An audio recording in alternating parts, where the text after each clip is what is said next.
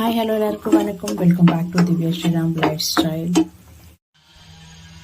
So இப்போது பூண்டு பொடி தேவையான இன்க்ரீடியன்ஸ் எல்லாம் எடுத்து வச்சுருக்கிறேன். உங்களுக்கு டிஸ்கிரிப்ஷனில் கொடுக்குற சப்டைட்டிலில் கொடுக்குற மெஷர்மெண்ட் அண்ட் இன்க்ரீடியன்ஸ் டீட்டெயில்ஸு. இப்போ பூண்டு பொடிக்கு நம்ம இன்னும் ஒரு பொருளை நம்ம எண்ணெயில் ஃப்ரை பண்ண போகிறோம். சரி வாங்க எப்படி பண்ணுறதுன்னு பார்க்கலாம். இப்போ ஒரு பேனில் ஒரு 2 டேபிள்லேருந்து 3 டேபிள் ஸ்பூன் அளவுக்கு எண்ணெய் எடுத்துருக்கிறேன். இந்த எண்ணெய் நல்லா சூடாகட்டும். இதில் இப்போது ஸோ ஆயில் நல்லா ஹீட் ஆகிடுச்சு. இப்போது இதில் க்ரஷ் பண்ணி வச்சுருக்கிற பூண்டு 1/2 கப் எடுத்துருக்கிறேன். அதை ஆட் பண்ணிக்கலாம். நம்ம இது நல்லா கோல்டன் ப்ரௌன் வர வரைக்கும் நம்ம வறுத்து எடுக்க போகிறோம். நல்லா லோ மீடியம் ஃப்ளேம்லேயே இந்த க்ரன்ச்சினஸ் வர வரைக்கும் நம்ம ரோஸ்ட் பண்ண போகிறோம். இது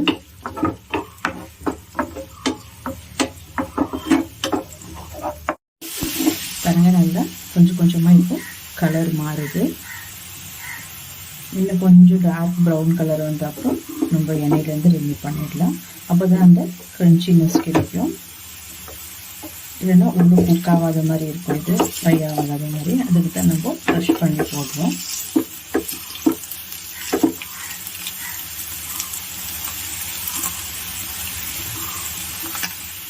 இது நல்லா இப்போது ரோஸ்ட் ஆகிடுச்சு.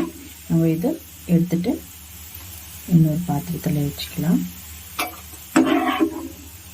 ஸோ இந்த கலர் வர வரைக்கும் நம்ம ஃப்ரை பண்ணணும். ஸோ இப்போ எல்லாமே எடுத்தாச்சு. இதில் நம்ம தனியா 1 டேபிள் ஸ்பூன் அளவுக்கு தனியா எடுத்து வச்சுருக்கிறேன். நம்ம அது நல்லா லோ ஃப்ளேம்லேயே வறுத்து எடுத்துக்கலாம்.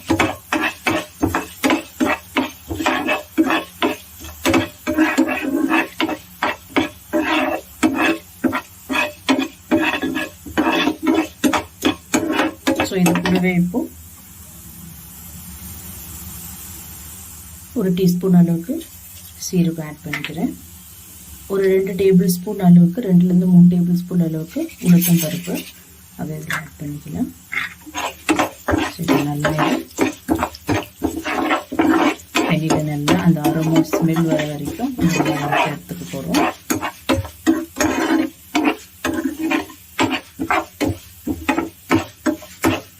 ஸோ இது நல்லா இப்போ நல்லா ரோஸ்ட் ஆகிடுச்சு. நம்ம இதை எடுத்துடலாம்.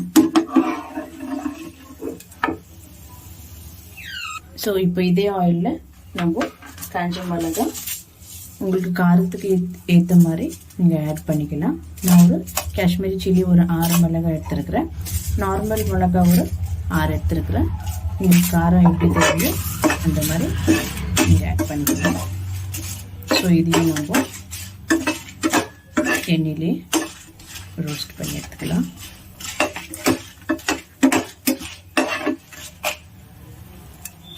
நல்ல லோ ஃப்ளேம்லே மிளகாயை வறுக்கணும், கருப்பாயிடக்கூடாது.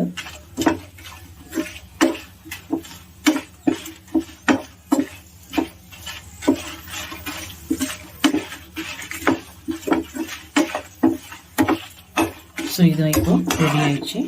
இதை நம்ம இந்த எண்ணெயிலேருந்து எடுத்துடலாம்.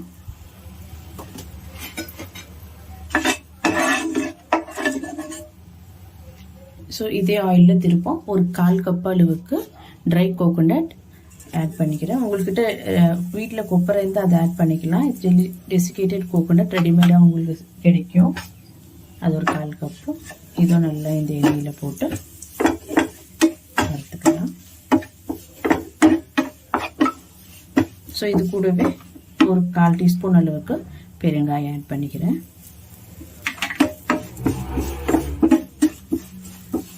நல்லா ரோஸ்ட் ஆகட்டும். ஸோ இதுவும் ரெடி ஆயிடுச்சு. இப்போ நம்ம ஃப்ளேம் ஆஃப் பண்ணிவிட்டு நம்ம வறுத்து வச்சுருக்கிற எல்லா ஐட்டம்ஸும் இதில் எண்ணெய் ஆட் பண்ணிக்கலாம் நம்ம.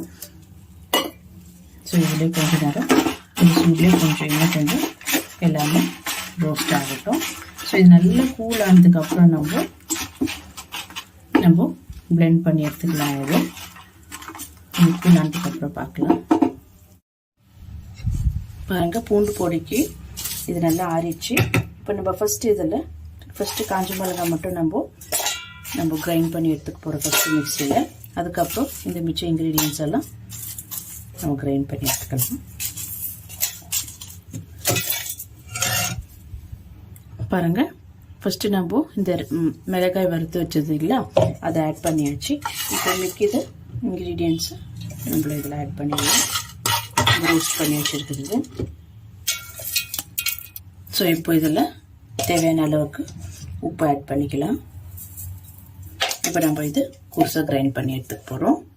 ஸோ பாருங்கள், இந்த மாதிரி பூண்டு பொடி குருசாக கிரைண்ட் பண்ணி எடுத்துக்கணும். ஜஸ்ட் பிளெண்ட் பண்ணணும், ரொம்ப பேஸ்ட் பண்ணக்கூடாது. ஸோ இந்த அளவுக்கு இருந்தால் நம்மளுக்கு தோசைக்கு, ரைஸ்க்கு, இட்லி கடை ரொம்ப டேஸ்ட்டாக இருக்கும், நல்லாயிருக்கும். பாருங்கள், சூப்பரான பூண்டு பொடி ரெடி ஆயிடுச்சு. உங்களுக்கு இந்த வீடியோ பிடிச்சிருந்தா லைக் பண்ணுங்கள், ஷேர் பண்ணுங்கள், கமெண்ட் பண்ணுங்கள், அண்ட் மறக்காமல் என் சேனலுக்கு சப்ஸ்கிரைப் பண்ணுங்கள். தேங்க்யூ ஃபார் வாட்சிங் திஸ் வீடியோ.